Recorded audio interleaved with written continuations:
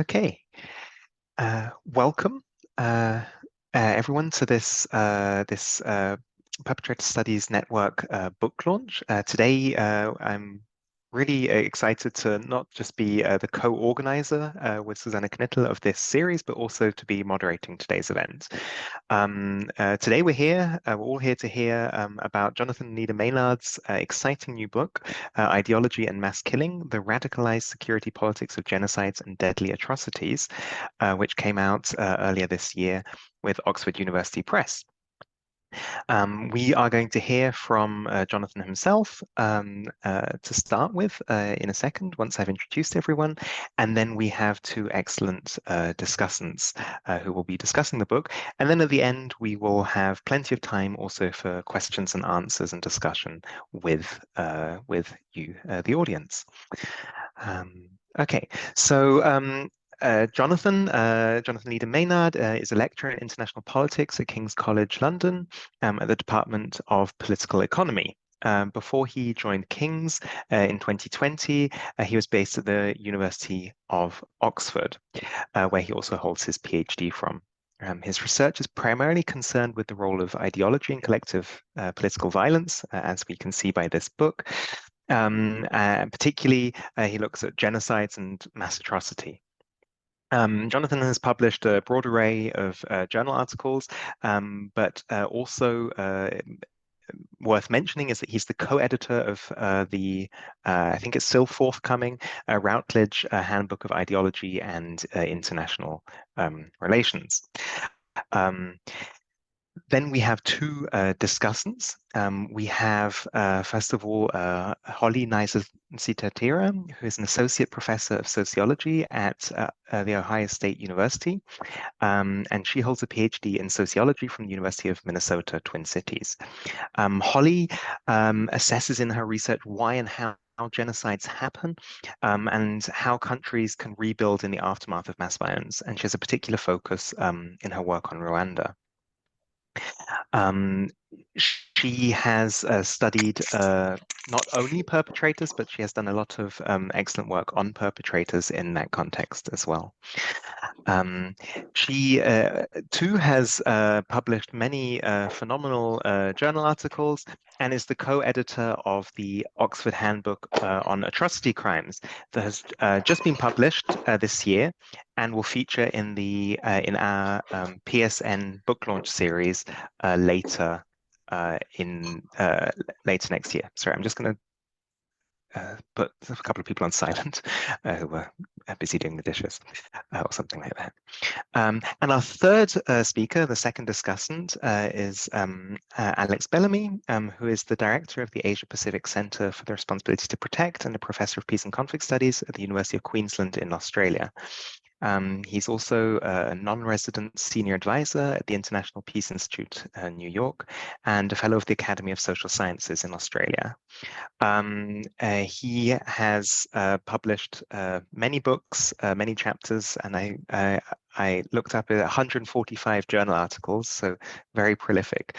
And he's also the co-editor of the journal Global Responsibility to Protect. To maybe mention just two of his most recent books include with Oxford University Press, published in 2019, World Peace and How We Can Achieve It, and with Polity Press, also in 2019, The Responsibility to Protect from Promise to Practice. Okay, so you know who you're going to be hearing from, and now that's enough from me, and I will hand straight over to Jonathan to give us a brief introduction into his book. Over to you, Jonathan.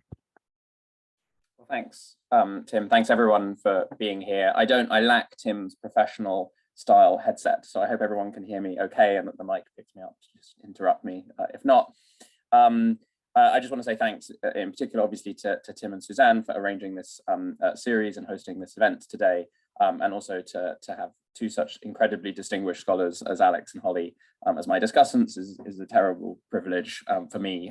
Brilliant to have you here, and I'm really touched that you were available. I'm willing to do this, to talk about my ramblings and my ideas in this book that I've been working on now for over a decade and is now finally out, a little overdue. but that's because I completely changed the project as I was working on it. So hopefully the worth will be the wait will be worth the wait. I think the place to start really is to talk about why I wrote the book in the first place, for which there were two reasons really.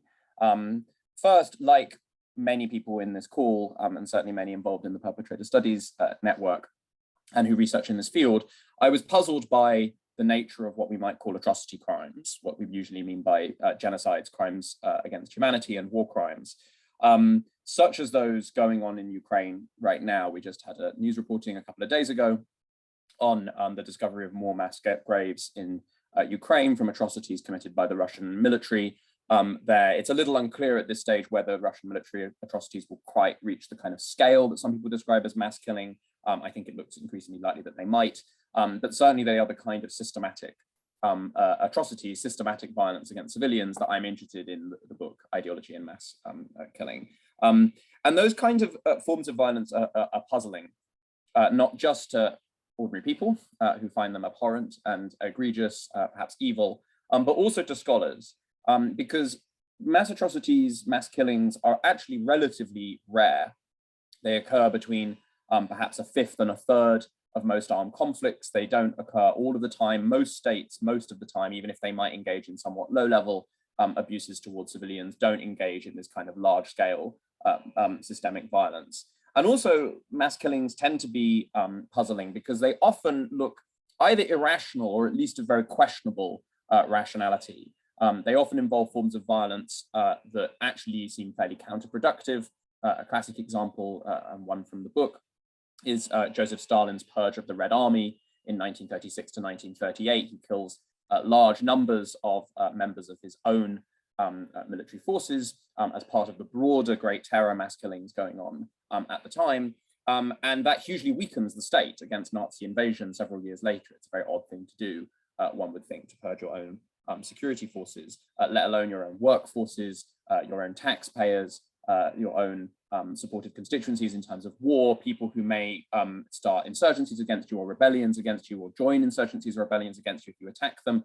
Mass killings often involve these kind of questionable dimensions of rationality, and that makes them puzzling for us as well. So trying to address that question or trying to contribute to research that addresses that puzzle of really awful, appalling atrocities was one of the main reasons I wrote this book. And then the second was a kind of frustration with how ideology specifically was talked about in much scholarship on mass atrocities and mass killings. For a long time, really, I would say since the origins of genocide studies as a discipline, which was kind of the discipline that first started to study events like mass killing, there's been a fundamental debate around the role of ideology, with some people thinking that it's incredibly important, others being a little bit more skeptical of its role. But in much of the scholarship that was produced, I often found conversations about ideology worryingly under-theorized. So the concept was often not really even defined. What people meant by ideology often seemed to me fairly crude. And in particular, I would say that both those that thought ideology did matter and those that thought it didn't tended to work with what seemed to me like a bit of a caricature of how ideologies operate. A caricature that in the book I refer to as the true believer model of ideology. So just to describe that debate that I see myself as intervening in a bit to you, I would say that very, very broadly speaking, we can divide most existing scholarship on mass killings and the question of ideology into two camps. There is a camp that I would label the traditional ideological perspective, which essentially says that ideologies are incredibly important in mass killings and genocides and atrocities, because the certain kinds of ideology provide the kind of intense hatreds or radical ideological goals which motivate perpetrators to engage in violence against civilian populations. So for example, you have an ideology like Nazism, which identifies a particular population, such as the Jews, as being lethal parasites on society, and it therefore has a kind of long-term plan to eliminate that group from society. Or maybe communists, for example, see certain classes of people as incompatible with the utopia that they want to create, and therefore they have this kind of long-term plan to purge those groups from society, and that motivates them to engage in such violence via mass killing. I would say over the last kind of 2 or 3 decades, that perspective has increasingly become unpopular. and been challenged by the second camp that I would call skeptical perspective, skeptical about the centrality of ideology to mass killing. And those skeptical perspectives are tended to take one or both of two arguments, right? Two forms, two arguments that they've run.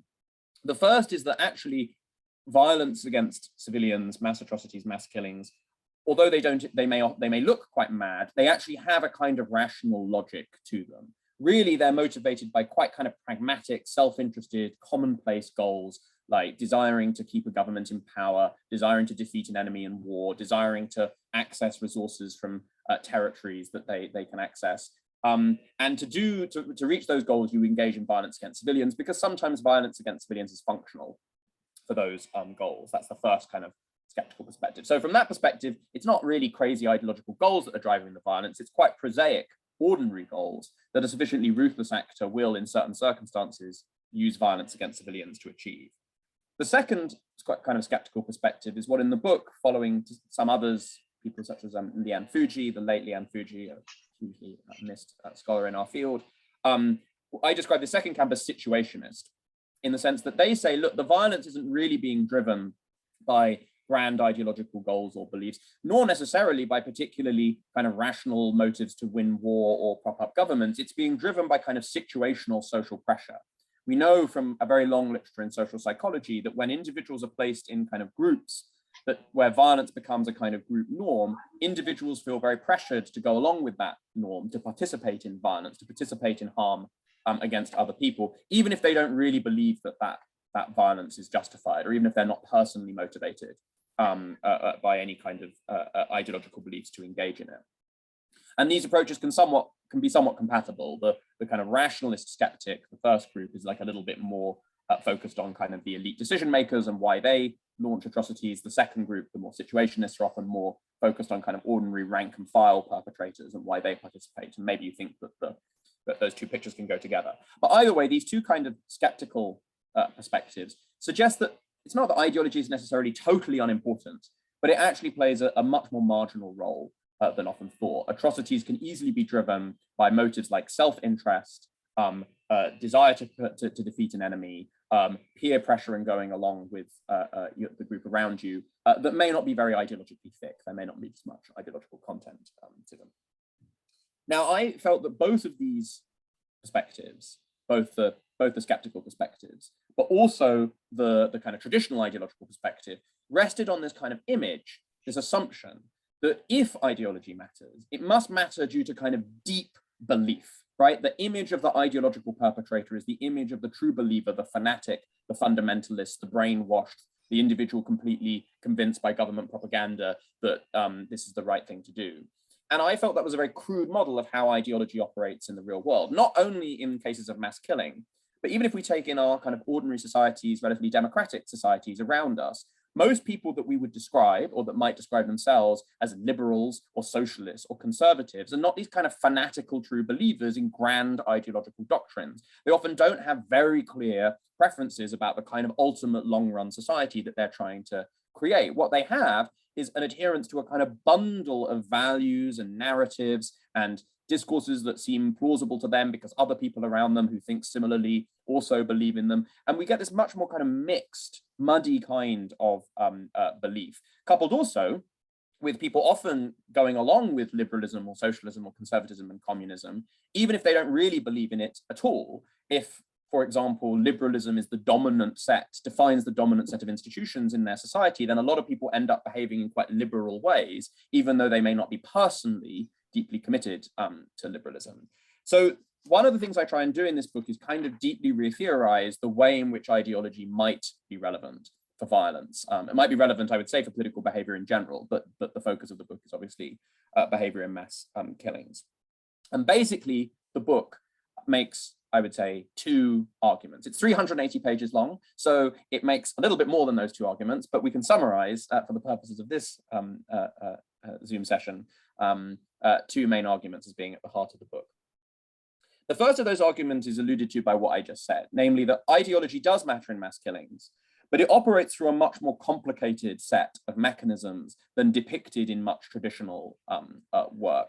So rather than being just ideology being relevant to the degree that people are deep believers, true believers in it, In the book, I suggest that there are really 4 different mechanisms that can link an ideology to perpetrators engaging in violence against civilians, participating in mass killing. The first of those is genuine ideological commitment. So individuals might have been long-term Nazis or long-term believers in Nazism, or they might be deeply committed to communism and certain communist doctrines. That remains one of the mechanisms, but only one of the main 4. The other 3 are, first, I think much more common is that individuals follow an ideology not because they're deeply committed to particular claims, but because they've kind of adopted part of the content of that ideology into their own worldview, often because it fits well with their other beliefs or they're led there by some other commitment that they have. So the classic example I always employ here is research that shows that in US politics, for example, you will often get Democrats or Republicans sincerely supporting certain policies. They will adopt a policy as their own, but not because they have any deep commitment to the policy, but because their party advocates that policy, right? Because of their loyalty to the Democrats or their loyalty to the Republicans, if the Democrats advocate a policy, or the Republicans advocate a policy, they will adopt that policy as their own. And indeed, if the exact same policy is advocated by the opposite party, then they will oppose that exact same policy with equal fervor to supporting it when it's advocated by their own party. So it's not that this is insincere, they're very sincere about their support, but it's not a deep commitment. It comes via other kinds of beliefs or identities or links or reasons. The other 2 mechanisms where people might go along with ideology don't require any sincere belief in the ideology at all.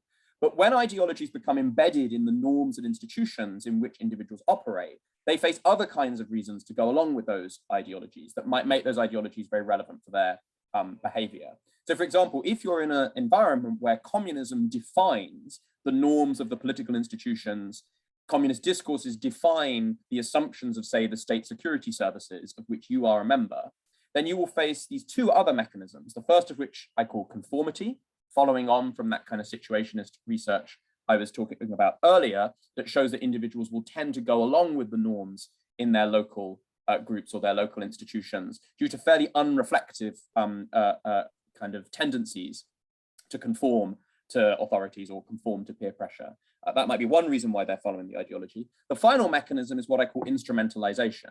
So when an ideology becomes embedded in institutions or norms in the environment you operate, you will often face lots of self-interested reasons to manipulate or exploit, to espouse and enact and adhere to that ideology to further your own interests. So for example, further your career or protect yourself from persecution. There are all sorts of reasons why you might do that for instrumental, self-interested reasons.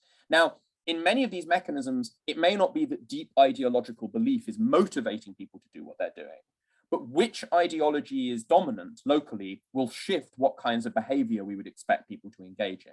And so if we have an ideology that is kind of very permissive, or I would say actually actively in a hardline way justifies mass killing, then people will face via these various mechanisms various forms of inducements to participate and perpetrate such violence. So the metaphor I sort of slightly use in the book is that ideology, rather than being a kind of like deeply believed doctrine, is more like a kind of cultural infrastructure that combined together a whole diverse range of different kinds of perpetrators into collective violence via these different mechanisms, with different mechanisms being more or less dominant for different individuals. So that's the first argument.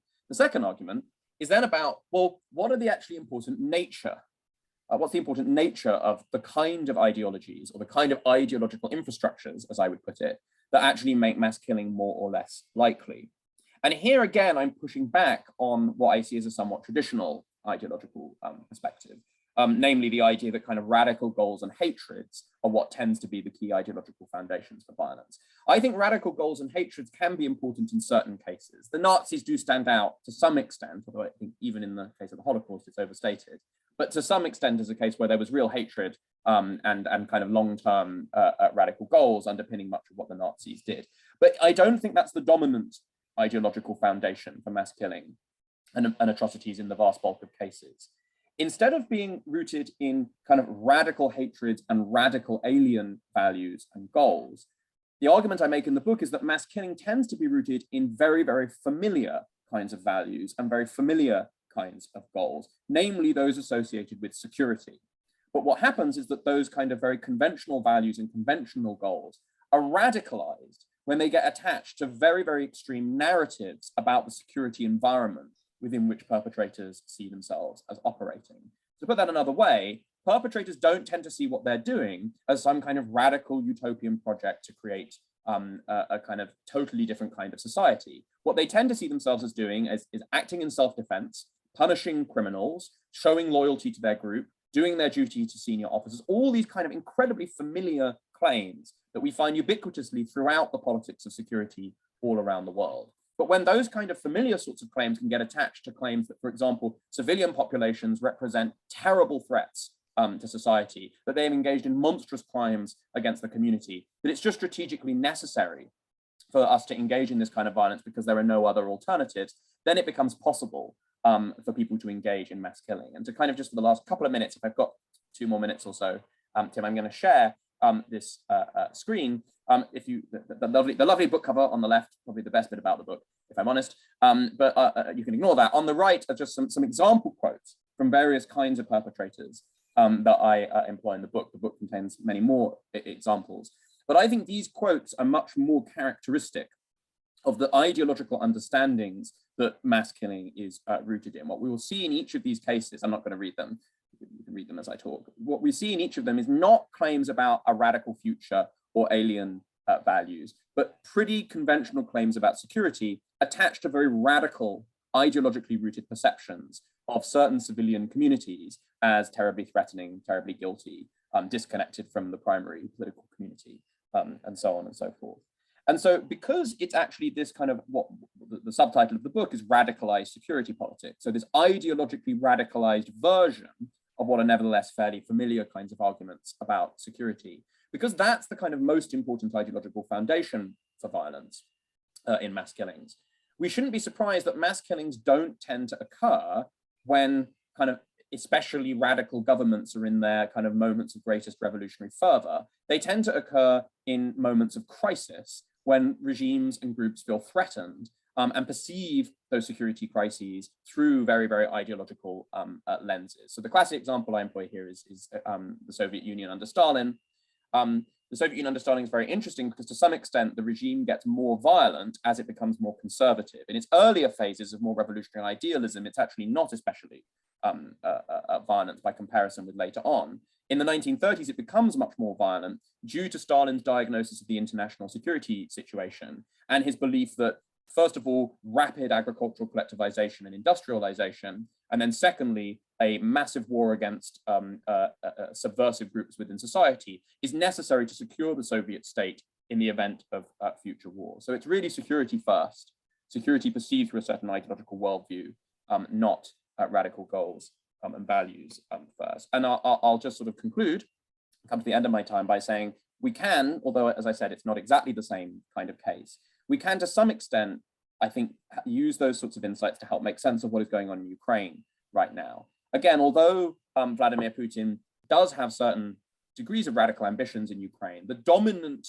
roots of Russian violence in the Ukraine do not seem to be linked to especially unfamiliar or crazy values. They are again justified by the Russian state in terms of security, in terms of Ukraine being essentially a Western stooge full of Nazis that represent massive threats to the Russian people, both in the Ukraine and to Russian security back at home. But once that kind of radical ideological narrative about what's going on in Ukraine, deeply disconnected from reality, is believed in, then the kind of ordinary conventional arguments about security and self-defense can be utilized to make appalling atrocities seem both sincerely believed to be justified, but also to create a kind of pressure within Russian military and security institutions to get ordinary Russian soldiers to engage in them. It's still a case we don't know as much about as we would like to, so there is more evidence that will come. I have to see what I think of that evidence as it has emerged. But I hope that 15 minutes gives you a whistle-stop tour, is that the phrase, of what's in the book. And yeah, I'll leave everything else to people's questions and the comments of Alex and Hollie to come. Thanks very much. Thank you so much, Jonathan, for that concise overview of a not short book, but very dense and interesting book as when I read it. But we're going to hand over to two people who've read it more thoroughly than me, I assume. And I think we were planning to start with Hollie. So I'll hand over to you. All right. Hello, everyone. Good morning from the US. I have slides so that I can organize my thoughts. Otherwise, I would speak for much longer than 15 minutes. So to start, thank you so much for inviting me to talk about this fantastic book. I wanted to start with a couple of overarching comments, then talk a little bit about some of the key arguments. I know Jonathan just surveyed many of them. I'll tell you about a couple of others because, as he mentioned, this is quite a long book, so there are many sort of sub-arguments within the chapters. Then I'll tell you a little bit about the case of Rwanda, and I'll conclude with some thoughts about extensions and questions and where to go next. So to start, this was just a fantastic book. Again, I needed slides to make sure I didn't just gush about it for 30 minutes. I truly think it's going to shape and reshape the study of mass killings, and from my field in particular, genocide studies for decades to come. And as Jonathan has pointed out, early on, this field really did center ideology. And then we saw an aversion to ideology and a pushback to this traditional way of thinking about ideology that Jonathan has already outlined. And because of this, I think it took us a bit too far, where folks tend to reject ideology and hold a very narrow view of ideology. So I believe Jonathan is doing the field of genocide studies in particular a real favor by recentering ideology and helping us understand it in a much more complicated and nuanced way. We've mentioned this is a long book a number of times, but it's not a hard book to get through. So it's very beautifully written. The prose is very clear. It's well organized, and it's very well argued. So there were many times when I was reading the book where I would think, oh, what does he mean by that? And then the next sentence he would say, oh, I mean by this, blah, blah, blah. Or I would have a thought like, oh, I wonder about this. And then the next paragraph, he would say, you might wonder about. So he did a really excellent job of thinking through how would someone digest this argument and taking it piece by piece throughout the book and thinking of counter arguments as the reader would likely come up with counter arguments. And I deeply appreciated his ability to do that. Moreover, I wanted to say this book is incredibly interdisciplinary, and that's sort of a buzzword in social science. Everyone wants to be interdisciplinary today, and I think few people truly achieve it, and I think this book really does achieve it. Jonathan pulls from theory from a number of different disciplines. I come at this as a sociologist and as a criminologist, and there's a lot of rich sociology and criminology in this book, but there's a lot of wonderful history and political science, and psychology and matter from other fields as well. And he's really integrating and synthesizing a great deal of work and helping work speak to each other when it doesn't always speak to each other, and transcending what some of this work is saying as well. And the last sort of overarching point is that it's truly meticulous historical casework. I was deeply impressed by the 4 cases. I'll speak only about Rwanda today since that's the one I know best, but reading through them, the amount of time and energy that he put into really understanding these cases and knowing the literature is vastly impressive. Each case has hundreds, if not thousands, of people who focus specifically on these cases. And as I read them, again, I was truly impressed by Jonathan's ability to grasp the literature and synthesize it with respect to the cases as well. In terms of key arguments, there's a lot on the slide, I realize, but I wanted to highlight a couple of definitions. And Jonathan went over some of this, but for those of you who have not worked with the term ideology before, I did want to point out his definition, which you see at the top. And this is a broader definition of ideology. As a sociologist, I deeply appreciate broader definitions of ideology. And Jonathan defines them broadly as distinctive political worldviews of individuals, groups, and organizations that provide sets of interpretive and evaluative ideas for guiding political thought and action.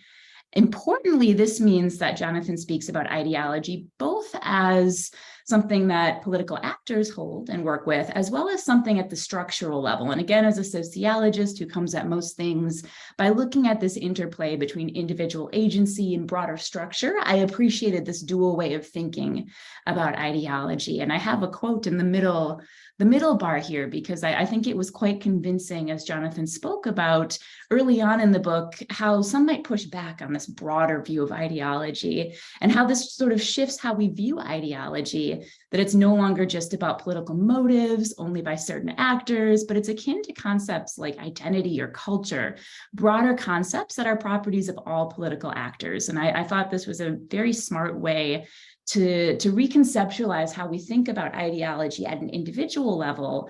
But then in this last point, you see also sort of shifting it up to this infrastructural level as well, and thinking about how broader structures of ideology help people make meaning about the world, and how this process of making meaning is really critical to our conception of ideology, as Jonathan nicely lays out in this book.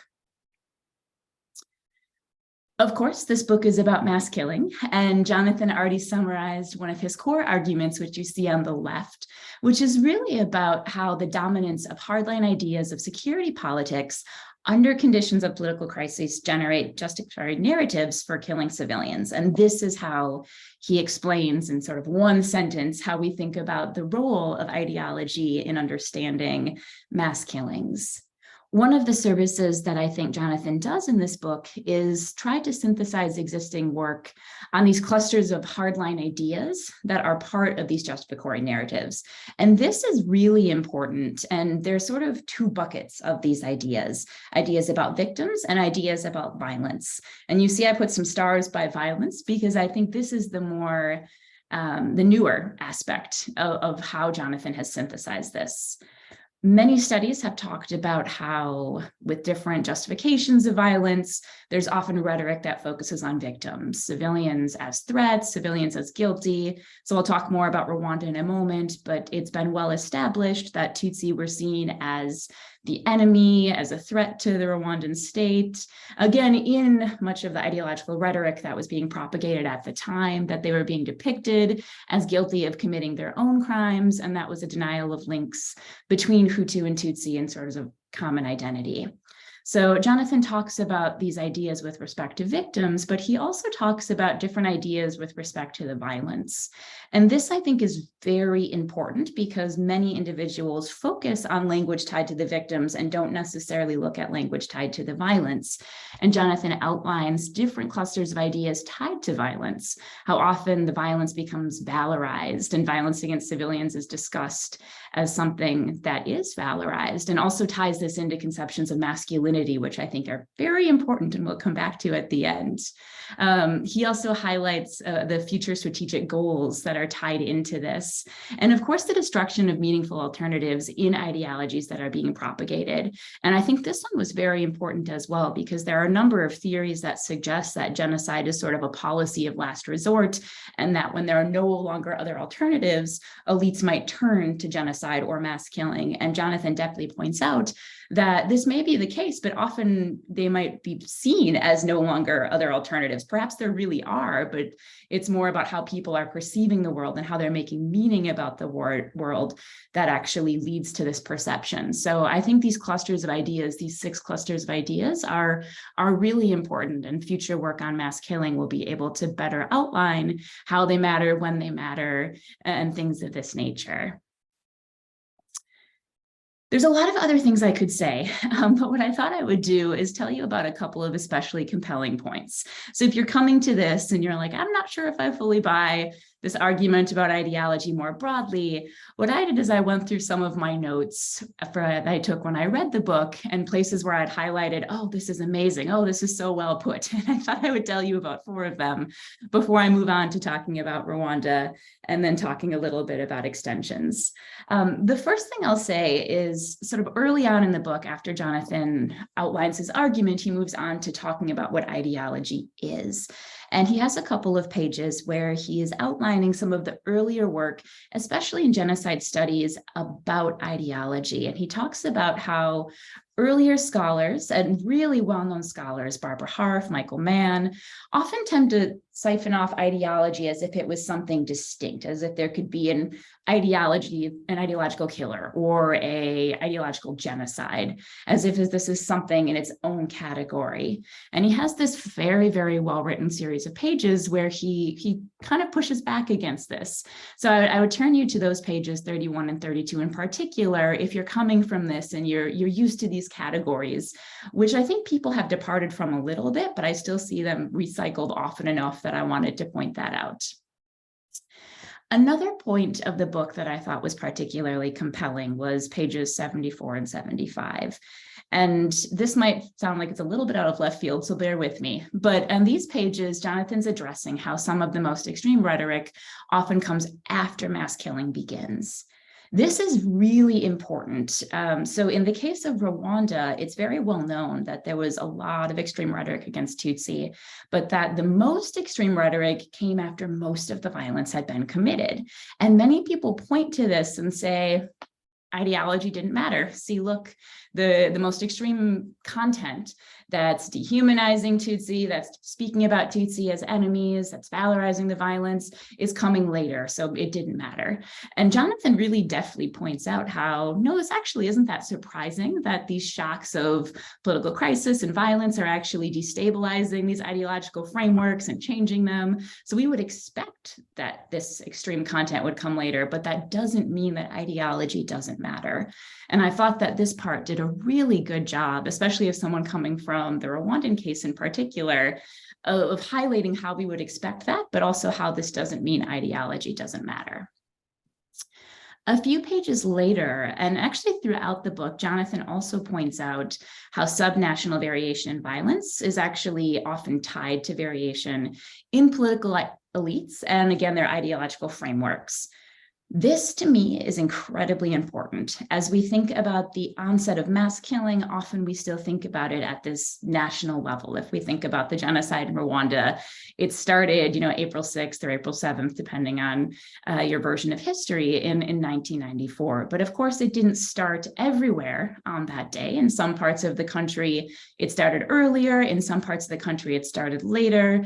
And Jonathan points out how for this case, East Timor, many others, we can actually tie this variation in subnational violence to political elites at different levels, and especially at these subnational levels, and to the ideological frameworks that they are working with within their more local spaces. And as our field is starting to move towards better understanding subnational variation in violence, I think that this point is crucial. The last of many especially compelling points that I'll point out comes a little bit later in the book when Jonathan is talking a bit about some of the more traditional ways that we do engage with ideology. And he outlines what he calls moral disengagement theories. And as a criminologist, I found this particularly interesting because criminologists have a slew of theories that essentially suggest that it's often hard for people to commit violence, and that when they're doing so, they're sort of disengaging from morality. So they need some type of justification to do so. We have techniques of neutralization theory, we have many others, but basically they need some type of justification to allow them to commit this violence. And that this is a more traditional way of viewing ideology when it comes to killing in particular. Jonathan points out that many of these theories are tied to individual violence, and that it's very true that often it's very hard for individuals to support killing another individual one-on-one, and that they might need some type of justification to morally disengage to make this possible. But that when it comes to more collective violence and killing others in the name of security, others in the name of the state, we often don't see a need for moral disengagement, and rather we see a lot of civilian support for this type of violence. And this is the type of violence that we're talking about when it comes to mass killing. So I think these pages, 99 to 100 and beyond this, are really compelling because many people have just taken some of these theories like techniques of neutralization and applied them to this context without really thinking through some of these differences in violence at this individual level and more structural violence that's often tied to mass killing. So I realize these are a bit out of context, but I urge you to go to these pages to take a look at these particularly compelling points. I'm running short on time, so let me say very quickly, as someone coming from the case of Rwanda, I think Jonathan did an amazing job of summarizing this case. I think this is one of the most rich histories of Rwanda that I have seen in any book, including some of the books that only focus on Rwanda. And that was just wonderful. The details and more details that Jonathan uncovered are just stupendous. So I really appreciated that.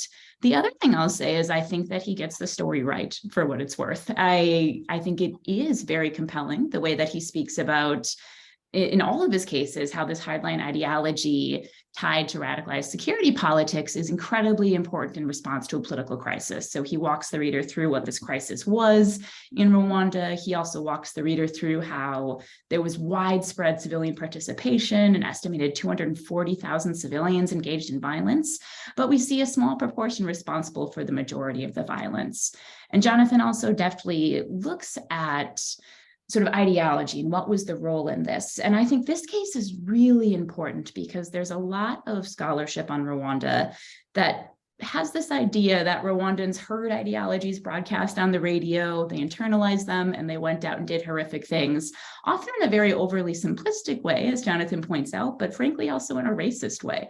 So I really appreciate the way that Jonathan highlights how it's so much more complicated than that, and that some of the ideologies that people were hearing propagated a number of different ways, mattered, but in different ways than traditionally thought. And he really highlights epistemic dependence. I don't have time to go into what this means, and face-to-face ideological activism as key drivers, rather than the sort of blind internalization of ideology through radio, RTLM, and through other networks. Really quickly, since I'm out of time, clearly I can't get through all of this, but if I can have a minute, let me say a couple of different things. I've already said many times, I think this is an amazing book. Clearly, I can't even stick to 15 minutes with slides. Let me say a couple of quick thoughts. In terms of extensions, to go really quickly, I'd be very curious to hear more about the case selection. The methods appendix goes into why these 4 cases. I'm curious to hear a little bit more. I'm also curious about whether and how Jonathan believes this might extend to other forms of violence. Obviously, the book has to be bound somewhere, and it's bound with respect to killings, but I wonder whether and how ideology might impact gender-based violence, other forms of violence that are often occurring alongside mass killings, as well as non-state violence, which Jonathan says he's not going to look at, and resistance to violence. There are a couple of very interesting points in the book where Jonathan will reference rescue attempts, and I'd be curious to hear more about this.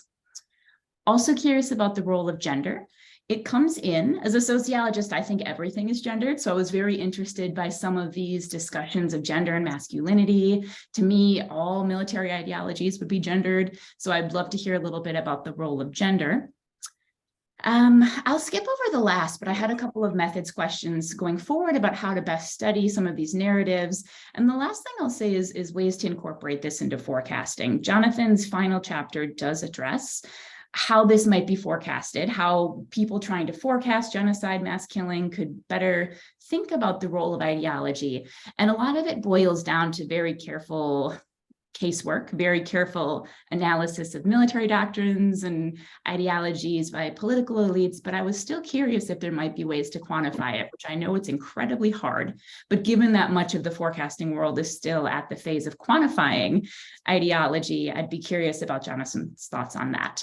So with that, thank you for listening. I look forward to discussing this further, and congrats, Jonathan, on such an amazing book. Thank you so much, Holly, for your very insightful discussion. And we'll hand straight over to Alex.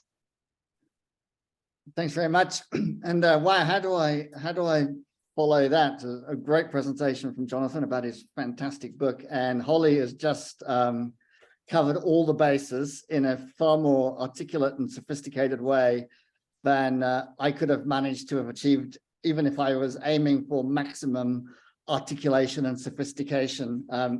So I'll deliberately be inarticulate and unsophisticated just to highlight how good Holly's contributions were. I'll start by just agreeing with Holly and saying that this is an absolutely superb book. And I don't say this lightly when I say I think this is a discipline defining book, the sort of book that changes the field of genocide studies, perpetrator studies, mass atrocity studies, whatever you want to call the field. And by that, I mean, it will change the way we understand genocide and mass atrocities.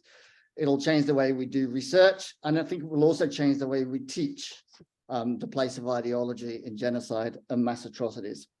And a lot of people have already said it's a very long book. It's not a very long book. It's a short book, in fact, painfully short, far too short. It needs to be longer, Jonathan. It needs more case studies and more pages. 380 pages is nothing. I'm currently reading a Connolly's History of Eastern Europe. It's 950 pages, so you're a terrible slacker for stopping at 380 pages.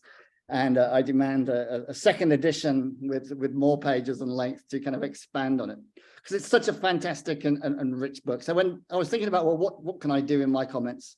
I like lists, so I've made a series of lists. So I've done a list of 3.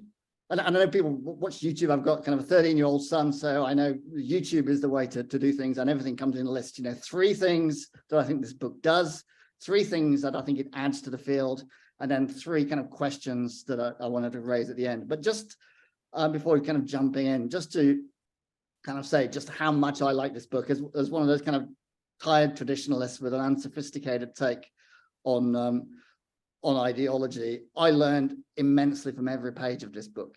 And, I've been in academia for more than 2 decades. And when you've been in academia a long time, you get kind of pet hates of certain phrases that academics use a lot. And one phrase that I hate, probably maybe more than any other, is the phrase under-theorized. When people write in papers under-theorized, they usually mean, I just don't like this thing, but for non-specific reasons. So I'm just going to say it's under-theorized and move on. But actually in this book is so good that I not only understood what Jonathan was meaning when he said the field of the place of ideology in mass atrocities was under-theorized. Not only did I understand what it meant, but I kind of followed the whole argument and think that he actually theorized it in a way that has made it more possible to understand and explain the place of ideology. So now I only hate the term under-theorized 99.9% of the time it's used. There is now 0.1% of the time it's used when it's used absolutely perfectly. So what are the 3 kind of things that I kind of take that the book does, and I think does really, really well? Well, I think first and foremost, it really clarifies the role of ideas in the cause and the course of mass atrocity crimes. It just elevates our understanding of the place and role of ideology. Jonathan does a fantastic job of identifying the fact that everyone who's gone before him in this field has been somewhat fuzzy in terms of how they understand what ideology is or what ideas are and the precise roles that they play. And he does a brilliant job of showing how those ideas really shape how leaders and perpetrators and bystanders view the world, and how those views then influence how they respond to certain situational factors and context. In particular, I think he does a brilliant job of showing how ideas influence the way people understand and narrate the world, and also how it shapes the incentive structures in which they operate. And I'll come on to this in a moment, because I think one of the great things this book does is give us an explanation that combines both ideas and material incentive structures and show how the 2 feed off one another to influence behaviors. But it's more than just material incentive structures. As Hollie's already said, one of the great things about this book is it's just so thorough and detailed. There is literally no stone left unturned. So Jonathan also talks about how ideas shape morality and people's understanding of the morality of it all. And as I was reading it, I was really struck by when you read accounts written by perpetrators who genuinely believe they're doing the right thing. So, the Nazi killer who is horrified at what he's doing, but comes home to his family at night believing he's done what is necessary to protect them going forward. The kind of the necessary evil of the perpetrator. And Jonathan has done a fantastic job of theorizing those examples and locating it in a broader politics. This idea of, I think he calls it one point, ideology as narratives of reality. They frame how people understand the real and those incentives. So that's the first thing. And the second thing that I really, really liked about the book is when he talks about ideology as a kind of a social glue that sticks together coalitions of perpetrators. I think one of the big challenging things when we're studying the place of ideology in mass killing is the kind of levels of analysis problem. But so much of our work is focused on the elite level, but what's happening at the elite level only has effects to the extent that it also influences how people think and act at multiple levels down.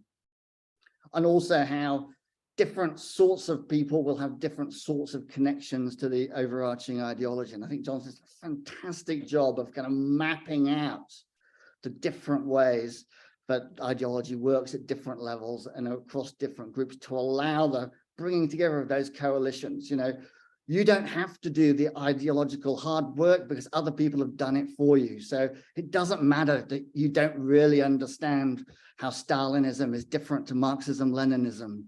You can assume that the people cleverer than you have done that work for you. All you need to understand is what you need to do to be a good Soviet citizen in any given context. And I think that is such an immensely complex thing to do. Complex even if you're just looking at one case, but to do it across multiple cases and then to theorize that more generally is quite an achievement. And I think the third thing, which I know was the thing where Jonathan mentioned earlier, that he kind of completely repackaged the project halfway along, and that kind of cost him a few years. But I think the repackaging was worth the time, because I think by locating atrocity crimes within the broader spectrum of security politics, if you like, as one aspect of a particular radicalized form of security politics, he's just opened up the door to understanding it in quite a few different ways. Firstly, about when we're thinking about, well, who perpetrators are, and I know that pretty much everyone in this room right now knows more about perpetrators than I do, given the nature of the organization that's hosting this event. But those perpetrators often see themselves as agents of security. Often they are formally part of security institutions. If they're not part of the state security institutions, they're part of de facto security institutions that have set themselves up in opposition to the state. So the way that they're seeing what they're doing is not as something remote from and distinct from the work of providing security. It is a form of the provision of security. And so Jonathan's working kind of linking those two together and showing that atrocities aren't a kind of species all of their own, but are in fact one part of a broader spectrum of security politics is, I think, really, really important work. And it shows that atrocities aren't this kind of self-contained radical thing that operates kind of on an island to themselves, that it's a spectrum and a process that can kind of drag in lots of different actors in lots of different ways. So that's three things that jumped out at me about what this book does. What are three things that I think it adds? Well, what's kind of, again, remarkable, I think, about this book is that, you know, it's a scholarly tome, it's heavily theoretical, but there's packed with insights that will be relevant for policy. And Hollie's already mentioned forecasting going forward. But there are three things that I kind of drew out from what it adds. I think it's already been mentioned, the way that Jonathan connects ideology with strategy and material interest and with setting to give us this kind of plausible causal account of how and why atrocities occur is absolutely compelling. And as a teacher, I cannot recommend enough the little diagram on page 68. For those of you that got the book, if you haven't got the book, you've got to go and buy it. So you can turn to page 68. That is a diagram that will go on many a teaching slide, because it shows this relationship between kind of settings and contexts and ideologies, and how they kind of interact with each other in a way that really made sense to me, and I think will really make sense to students as well, showing that interplay of ideas and contexts, two things that have often been taken as separate things. So I think that's the first thing that it kind of adds. The second, I think, is where Jonathan kind of drills down into, well, okay, so ideologies work at multiple levels. It shapes different actors in different ways and influences incentive structures in different ways. But what is it that really matters here? If you're in the business of prevention and you have limited resources, what really matters? And he says, what really matters is elite belief systems. What matters is, what do the elites believe? And if you're interested in policy and you're interested in prevention, knowing that is really, really significant. What that's saying is, if you're interested in prevention policies and strategies, focus in on understanding, what do elites think about these issues? What ideas are driving the way elites think, and how can you engage and try to change those elite belief systems? And so you've got, on the one hand, this kind of beautiful general theory but that boils down in several places to really kind of specific insights. And I think that's one really important point. I think if you look at the way the UN thinks about the role of ideas, it's too is fairly general, fairly fuzzy. Ideas matter, genocidal ideas are bad, hate speech is wrong, that sort of thing. What this analysis does is allow us to focus in on, well, where should an organization like the UN be prioritizing? The third thing, and both Jonathan and Hollie have already mentioned this, so I won't talk very long, is it really goes through the different kinds of work that ideology does. And I think that was really superb to kind of raise the level of sophistication by saying, well, it's not just about the true believers. It can provide a frame of reference for those who aren't true believers. It can change incentive structures for those who really don't care less about whether the government is communist or fascist and think, well, I've got no say over what the government's ideology is, so I've just got to get by learning what it is the government thinks I ought to be doing. And when you read accounts, and particularly in the Soviet case, when you read kind of personal accounts of living under Stalinism, this was one of the key challenges that people were facing every day, is trying to understand what the government wanted you to think and do on any given day, because things would change. You know, one day Trotsky was, you know, you should be a Trotskyite. The next day you really shouldn't be a Trotskyite. And if you didn't follow the flow of what the government was thinking, you could be in trouble. So it was kind of instrumental, the way that people were responding to different ideologies. So I think that was a really good move that Jonathan's given us to show us the different types of work that ideology is doing, showing the different ways in which it influences, and also showing that this is a process, that the place of ideology in society is an ongoing process.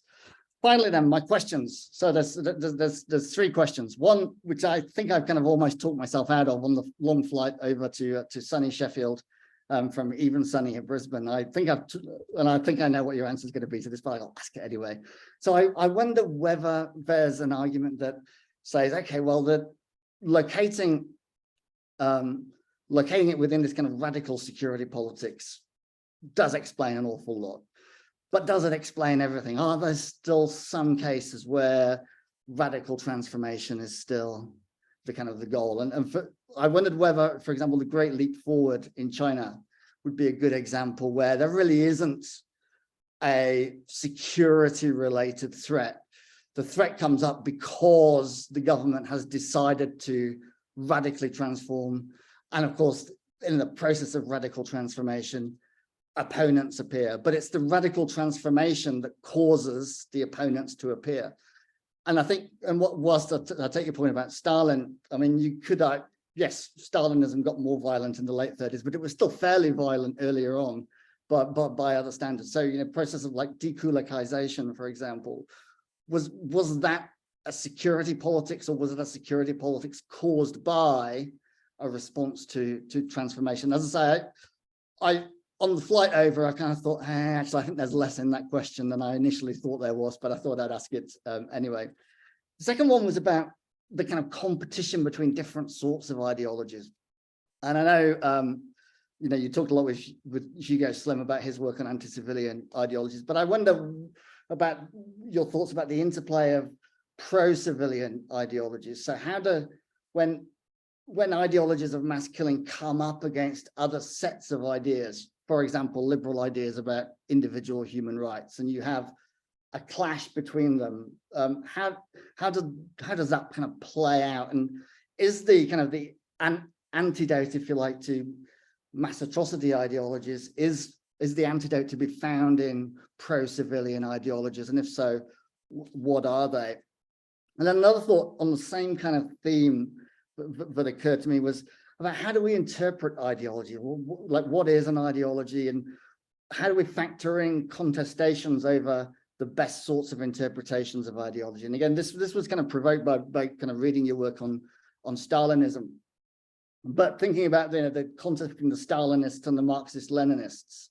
You know, were there true believers? I think there were true believers in Marxism-Leninism, who were some of the bureaucrats trying to put the brakes on Stalinism because they thought that Stalinism wasn't faithful to Marxism-Leninism, and where do those kind of contests over ideology come in. And then finally, just kind of a big kind of throw, but I'd be really interested in your thoughts on this. So we talked today about, you know, the end of the global liberal order. I'm not sure if we ever had a global liberal order, but there we go.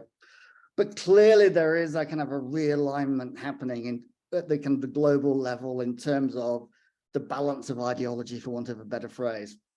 And I was wondering what your kind of sense is about the global balance of ideology, and what do you think that means for the future of mass atrocity crimes? And so that's me done, and congratulations though on a really path-breaking book. Thank you very much, Alex. So thank you very much to our three presenters. What I would like to do now is return the word to Jonathan to maybe react to the two discussions for a short while, and then I would open the floor to questions.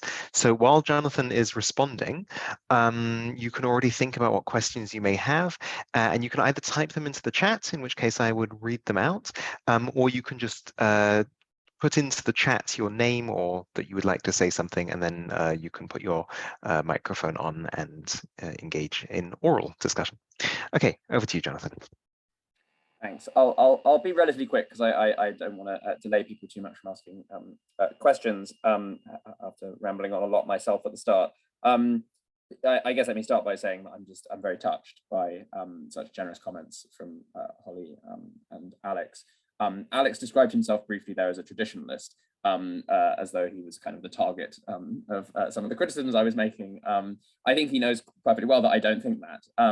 And indeed, actually, I'm always a bit suspicious of scholars who kind of present their work as completely path-breaking and like the kind of first thing that's ever been written on a topic. As I mentioned in the introduction of the book, Alex is one of a kind of handful of scholars, people like Scott Strauss and Donald Bloxham, who have focused actually on reshaping our understanding of ideology. And in many ways, I see this book as kind of continuing steps that they were taking in the 2000s and early 2010s. So the fact that it really resonates with Alex, that means a lot to me. And similarly, Hollie, as Hollie knows perfectly well, you know, there's something very special about when you do, you know, as a comparativist, I'm not a case specialist. Right, I'm not an expert on Rwanda, and so it's very important when someone who is an expert on a case comes back to you and says, "Yeah, it's fine. You know, you haven't made any terrible clangers and mistakes in what's going on here." But that is in part because I've drawn quite a fair bit on Hollie's work in understanding that case and also thinking about perpetration more generally. So anyway, I'm just incredibly touched by such generous comments. I won't try and respond to everything that you said. I'll be a coward. But just a few points that I'll pick out. I think, first of all, Hollie's questions about kind of what about non-violence and rescue and other forms of violence, say gender-based violence or other kinds of atrocities. Certainly, I think a big argument I make in this book is that the moves I'm making about ideology in mass killings, a lot of those moves, a lot of those clarifications and the kind of general theory I offer of ideology would apply to other forms of violence as well. However, I do think that the more specific dynamics of kind of what kind of work does narrative do, what kind of ideas underpin particular kinds of violence, that is where we see more variation between cases. And there was a decision I made early on not to make this book a case about non-cases, right? Like not have a big case study of like where mass killing doesn't occur to show how mass killing, how ideology prevented mass killing in that case. That's quite good to do that according to scientific method. But I was just convinced over time that you would need a very different argument, right? The analogy I use in the book is, I think at one point, is like that our theories of why planes crash is not just the inverse of our theories of why planes fly, right? The puzzles are slightly different, the explanations we need are slightly different. But I think hopefully the book will be able to inform future work in that area, and I might do some of that work myself. Similarly, I think there's a lot more to be said on gender. And I get it in the book, but I don't pretend to have covered it adequately. And I think that's something that I might return to in some future work. Alex, I mean, Alex says he might abandon this question on the plane over. I think the first question is an excellent question. What about cases where it does seem like radical transformations, radical goals are playing more of a role? And in the book, you know, my answer, which you might have anticipated, is that I do think that the centrality of those kind of radical ambitions does vary. So there are cases where it is more prominent than others. I do think it's more prominent in the Holocaust. Another case on which Tim is chair is a real expert is Cambodia. And in the Cambodian case, I think it's fairly clear that there are much more radical goals to transform society that are part of the heart of the violence. And I think in general, what I want to say is that crisis and ideology, it's not just that both crisis and ideology matter for mass killing, it's that they interact a lot in the journey to mass killing. And so in some cases you'll see, and I think Stalin's Great Terror is a bit like this, I think that you see really the Stalinist regime in 1937, 1938 is pretty secure. Its crisis is largely self-made, right? The crisis that Nazi Germany gets to via World War II is obviously self-made as a consequence in large ways of its ideology. So I think that's true in many cases, and the kind of, to what role radical goals are part of that way in which ideology creates crisis, I just think varies a bit. But there are certainly many cases in which I think such goals are important, and I don't want to suggest that they don't play some important role. On questions of kind of competition and contested interpretation, I think I see that as part of the complex trajectory that we take to mass killings. And a big part of the argument of the book is that if we could kind of just explain the outcome of ideological contests simply, if we could just say, hardline ideologies win out when economic recessions happen, but the rest of the time, more liberal ideologies win out, then I think to some extent we wouldn't need to talk about ideology very much, right? We could talk about those more fundamental causes like economic recessions. A big part of the argument of the book is that ideological contestation is inherently messy and unpredictable. And so it is ideology that we should focus on. It's the outcome of those battles and contests which occupies such an important role in our explanations. That's probably the best I've got at the moment, although one future project I'm hoping to work on is a project about rapid ideological change, which would be addressing some of these kinds of questions. I might not be able to answer your question about the future of the entire global liberal order in the space that we have available to us, Alex. But I think what I will say is there is something I think that my book has to contribute to those debates that is really important, although I'm very much not the only person making it, which is to understand that dominant ideological orders, like, say, the liberal order and the liberal international order, if it did exist in the 1990s, don't exist because everyone's accepted the ideology, right? They tend to exist because the ideology is important at many centers of power and has become stabilized into norms and institutions, which I think is what we saw happening in the 1990s. The consequence of that is that it can destabilize much more quickly than people think, because you don't need to reprogram everyone in the world to think new things. They didn't necessarily endorse liberalism very much to begin with. What you need is to shift people's expectations in certain directions, such that other, maybe more populist nationalist ideologies, authoritarian ideologies come back to the fore. So I would say that the future of the liberal international order is not just about persuasion, right? A lot of it is going to be about who corners institutions more successfully, who is able to generate images of viable alternative ideological strategies that people expect will succeed, and therefore they go along with them as though they do succeed. Beyond that, I know no more than anyone else. I'll leave it there because I want to leave time for questions. But yeah, just thanks very much for such great comments, and for everyone in the audience for sitting through my rambling responses. Thanks, Jonathan. Okay, so this is your opportunity to post some questions. While we're waiting for the first people to brave their names into the chat, maybe I'll ask a question. You mentioned that the best bit about the book is the cover, which I don't think I can quite agree with. I do think that what comes beyond the cover is even better. But would you maybe like to tell us a little bit about the cover? It's always interesting, I think, to hear when it's not a standardized cover on a book, why people chose the cover art they chose.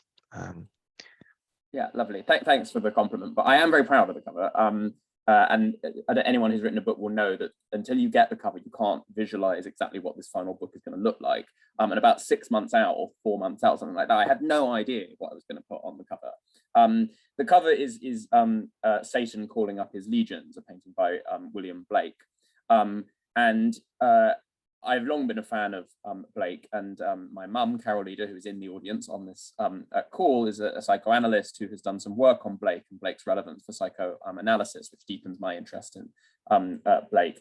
But I've long been interested in Blake, and kind of there's another painting by him called Satan Exalting Over Eve, which I've seen via mum's work. And I was like, at some point I had the kind of brain flash of kind of, well, so maybe some stuff from Blake might be good. Blake might have something about Satan that would be good for the book. And I sort of just Google Blake, Satan, and immediately Satan calling up his legions comes up. And I was just like, well, that's it. There we are. There's the cover of the book, because it's so appropriate thematically. the idea of Satan legions, right? Obvious to mass killing, but more importantly, and obviously the link to my mum's work is nice as well, but there's a deeper level here, which is that for Blake, Satan is a representation not of sin, as in traditional Christian theology, but of error. And that really resonates for me as well about a key argument of the book. The book is saying, look, mass violence isn't rooted in kind of deep, long-standing malevolent motives, alien values, hatreds, etc., etc. It's motivated in kinds of errors about security, right? I mean, very pathological errors, but a certain kind of misperception of the world due to ideological narratives instead. So on a number of levels, and also it just looks great. It's a great painting. So on a number of levels, the cover, I was very pleased with the cover once I eventually worked it out. Thanks for that, Jonathan. It's always intriguing, to me at least, to hear those rationales. Okay. Do we have any questions from our audience members? There was an earlier question from Chris in the chat. So oh, you're quite right. I think, I'm not even sure Chris is on the call anymore, but I might answer. He isn't, that's why I dropped it, but you're quite right. Yeah. He was interested to hear how your book departs or not from the idea of permanent security. Yeah. So permanent security, for those who don't know, is a reference to another recent book by Dirk Moses, and which I haven't read in full yet, so I should be a bit hesitant with my comments here. But I will say that Dirk in that book is certainly making an argument which very much parallels this book, which is the need to link atrocities and particularly genocide, Dirk is concerned with, to broader pursuits of security, and not, as it were, single out genocide in such as a kind of singular, unique, detached, disconnected way, which has all sorts of problematic political and moral consequence if you kind of elevate genocide over all other forms of violence, as though, you know, to the victims it really matters at all whether they were killed by genocidal motives versus being killed by some other kind of motives. And that's an argument I certainly can kind of endorse. Dirk Moses in that book is sort of proposing that we use, as I understand it, use the kind of phrase permanent security instead of the term genocide. And I'm not 100% convinced by that component of the argument. In particular, I think that two things. I think that I'm not clear that all perpetrators, or even most perpetrators of mass killing, really do seek permanent security. You know, that's kind of Hitlerian phrase of like 1,000-year Reich, right? A peace to last 1,000 years, this kind of stuff. But I think in most of the cases they see things in much more, again, conventional terms, right? That they're just fighting a civil war, they're fighting a war, and this is necessary. It's the way that you protect the state in the short run. So, but I would need to delve deeper into Dirk's book to really know if I'm being at all fair in my comments there. But there's definitely is an overlap between this idea of the need to kind of de-exceptionalize atrocities and genocide, as Alex was mentioning earlier, and instead show them as part of a radicalized form of broader security politics, as I talk about in the book. Okay, thanks. We have Carolina responding to being mentioned. She says, I don't know if this is helpful, but Blake's idea of error linked to Satan is related to this idea of limited thinking. What he would call one-fold thinking that lacks true perception, that requires us to think out of the box. Yeah, I don't know whether you'd like to add anything onto that, Jonathan? I probably will have an opportunity to discuss this further with my mother at a later point. But no, I mean, again, I'll just say that, you know, Blake has very interesting ideas about thinking, and certainly an important part of my interest in him and in that work was to do with this notion of ideology operating in a more subtle way than is generally believed. Blake would not think that you just kind of believe or you don't believe or something like that, right? I think it's all linked to this more subtle vision. So, Willa. Yes, Willa, go ahead.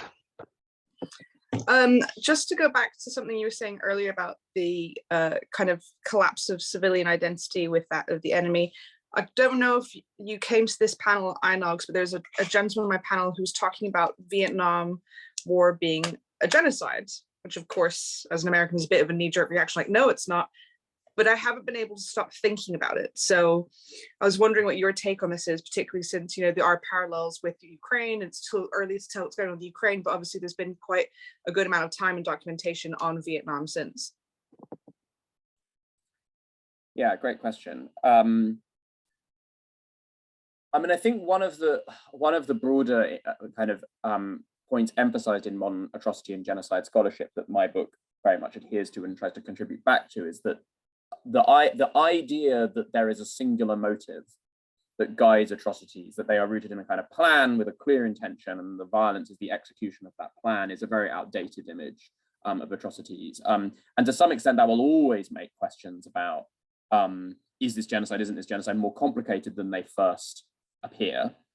But nevertheless, when we try and classify violence, what we're therefore doing is a much more kind of complex assessment of like, what is the pattern of violence? What kind of logic of violence is embedded in the pattern that we see? What kind of different motives and intentions are in play? And I think in certain cases like Ukraine, I've written in print about this, or I would say in Vietnam, it's not appropriate, at least at the present moment in Ukraine, but I would say just on the record in Vietnam, to kind of describe the violence as genocide. Now, that does depend on me being a little bit of a sympathizer for a quite literal UN convention-based or a genocide convention-based understanding of genocide. I accept that there is a broader meaning that some people want to use where they talk about kind of assaults on nations, irrespective of what the exact aim. Is it the aim to eliminate the nation, or is it killing that's actually used, or the specific methods that are mentioned in the genocide convention? They don't care so much about that. They have a broader notion of just like you're assaulting a group, you're assaulting a nation as such. And in that sense, there are elements of Russian violence in Ukraine that look more like genocide. And in Vietnam, you could say similarly. I mean, I think to some extent the Americans just didn't give a damn about the North Vietnamese as a nation, whether they existed or not. It was just about protecting against communism. So I think that yeah, these assessments are more complicated than people want them to be. I would agree that I think talking about Vietnam as a genocide is in general sloppy, or at least using genocide in a way that's stretched quite a lot beyond its conventional meaning, but there are some arguments for stretching that meaning, so which I won't get into. But yeah, that would be my take. Thanks. We have another question in the chat. How can you get through to people who are ideological believers to challenge their propaganda-based prejudices? The question was posed by Michael Maynard. Yeah, I think I look a fair bit in the book at the dynamics of ideological change. And although I don't focus specifically on prevention and counter-radicalization, there are obviously links here. I would say that the most important thing I think we can, so first of all, there are some people you're not going to be able to get through to. One of the key insights we have from research on ideological belief and ideological change is that people's existing dispositions are an enormous factor on what they subsequently believe in response to kind of challenge or to propaganda or so on and so forth. So if people are sufficiently embedded, they're sufficiently wrapped up in a particular ideological worldview that they believe to be true, there's very little you can say to persuade them. They just won't trust dissonant information. The only thing that really is likely to shift their views there over time is like a massive saturation in the environment that they're in of very different views. So you might gradually moderate people's views, say, in the Nazi era versus the post-Nazi era, the complete reorientation of all German institutions and politics and propaganda, I'm sure did have some effect over time on many people who had previously been very sympathetic to the Nazis. But it takes time, it takes a huge amount of quantity of alternative views. But again, most people, though, are not deeply committed in that way to alternative prejudices. And as such, often merely making the environment in which they exist less monolithic or less hegemonized by certain particular views, I think helps. Again, going back to the case of Rwanda that Hollie was talking about and that I use in the book, it's very clear that if you're in an area of Rwanda in which there are actually quite large numbers of well-organized moderate voices, far fewer people are immediately ready to go along with orders and pressures from the central state to engage in violence. If by contrast, you're in an area of the country where actually it's kind of already hegemonically under control of sort of pro-government relatively hardline forces, then the pressures are much stronger to go along with the kind of hardline ideology, unsurprisingly. So a lot can matter. You may not completely change people's worldview, but you might shift people's behavior, and you might have quite strong long-term life-saving impacts if you are able to get some dissonance, to get some dissent, to get some alternative voices into the space in which people are getting their ideology from. So I would say, you know, to some extent, any degree of pluralization versus monopolization is likely to have some benefits. And certainly thinking this goes a little bit back to Alex and Hollie's questions about policy impacts and forecasting and things like that. I mean, that's one of the things that I would say is perhaps an argument of the book. We don't need to think about completely reprogramming people's minds. What we do need to think about is making the ideological environment in which people are operating in at-risk cases a slightly less vulnerable ideological environment to domination by hardline radical forces. Alex. Yeah, sorry to take up more time and jump in, but I was really struck by what you just said there about ideology and commitment at the subnational or local level, and contrasting what you just said with the arguments of someone like a Stathis Kalivas, who argues that actually where ideologies hold on a community is less secure, it's in those places you can expect greater violence. That where there are places where there is stronger ideological buy-in, you're going to see less violence. So how does what you've kind of just said about the role of ideology and its at the subnational level, how does that kind of sit with the sort of work that Kalivas and others have done on the role of precarity, if you like, on levels of violence? Yeah, great question.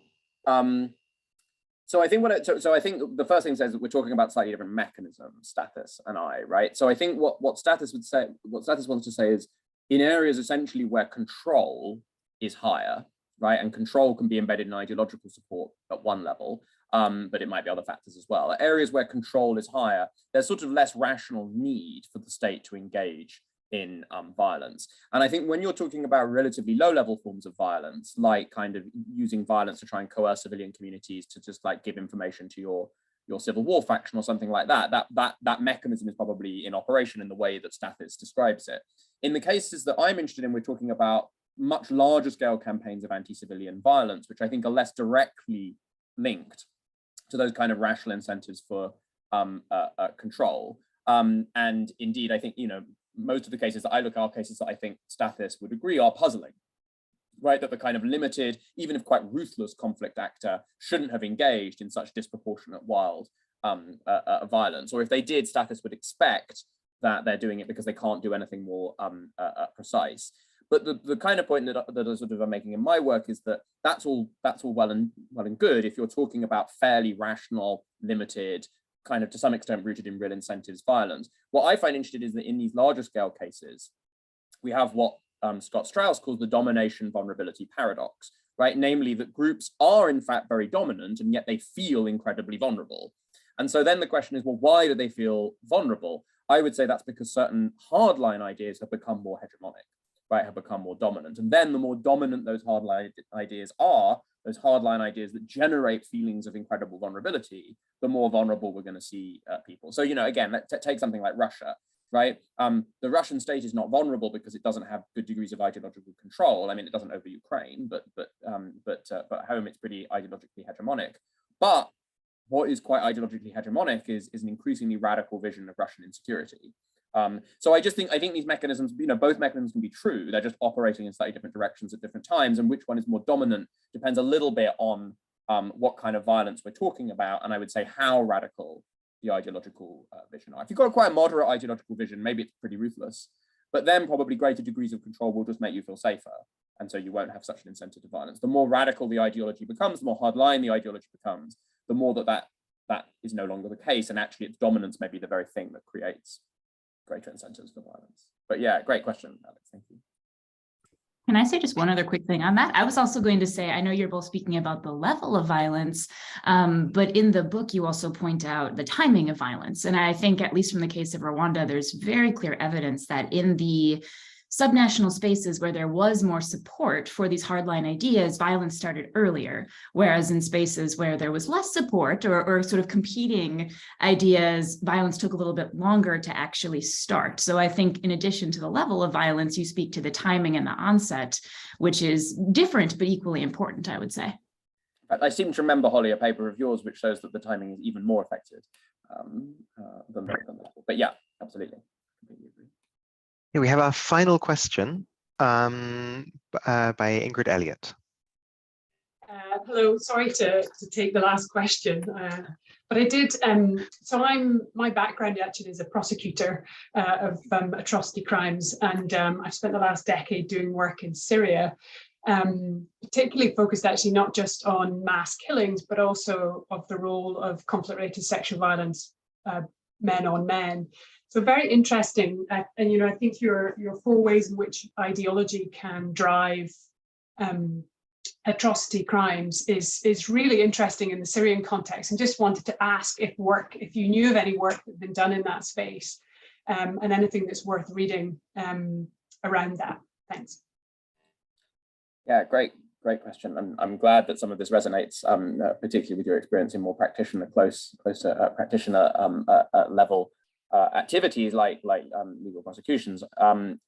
So, I mean, I suppose on the direct answer to your question, I mean, it remains a little bit early, right? I mean, this is what's so problematic about, as in Ukraine, some of the data on exactly what's going on the ground in Syria, I think, remains a little muddy, particularly for the kind of work that I do on ideology, right? We really need a lot of kind of like textual and archival material, much of which remains hidden or uncollectible or things like that.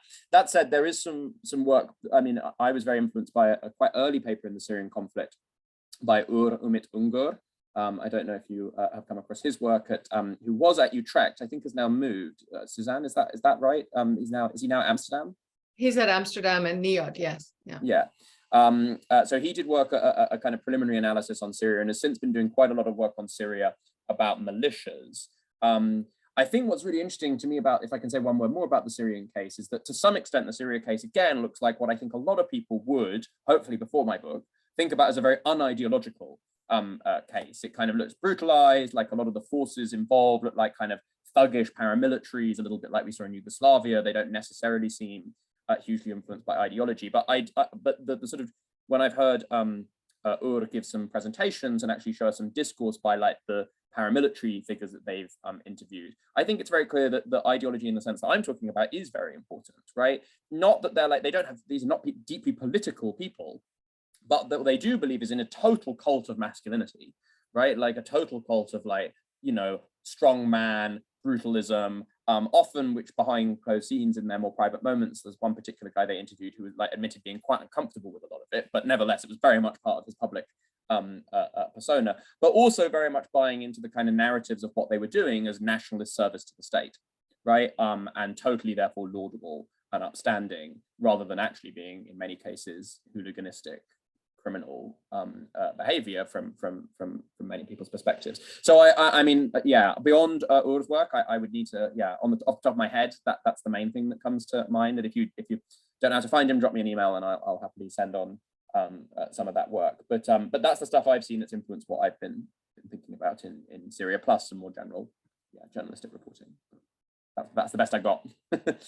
Thanks. Yeah, I am hoping that the work that we do on collecting evidence on the criminal side then can translate over, because there's a huge amount in terms of even state perpetrators within the security branches, just how much, as I said, this, your work has really resonated with me, looking at male on male sexual violence within detention centers and what's driving that. Both at that sort of physical perpetrator level and in state systems and policies and the ideology behind that. And I know in Syria, everyone looks at ISIS, the traditionalists on the ideology side, but actually in terms of political ideology and political dominance, etc., there's so much there in the Syrian context.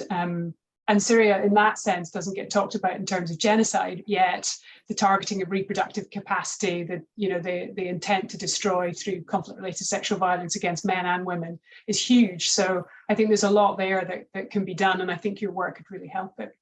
Great, well, it's great to hear. Thanks very much. I mean, maybe please feel free to drop me an email. It'd be great to talk more. I mean, in general, prosecutions and criminal activities have generated a lot of the data that we are still able to use. I mean, most obviously, even when I was doing some work on the Holocaust, which is not a main case in the book anymore, I went back and used materials from the Nuremberg tribunal, and still many people doing work on Yugoslavia, Rwanda have been relying on court documents documents as one of the main ways that they get data. So yeah, it's incredibly important work. And yeah, again, the fact that my work has anything to say back to it is incredibly encouraging. Thank you. That's a great end to a book launch, to see the practical applicability of such a phenomenal book.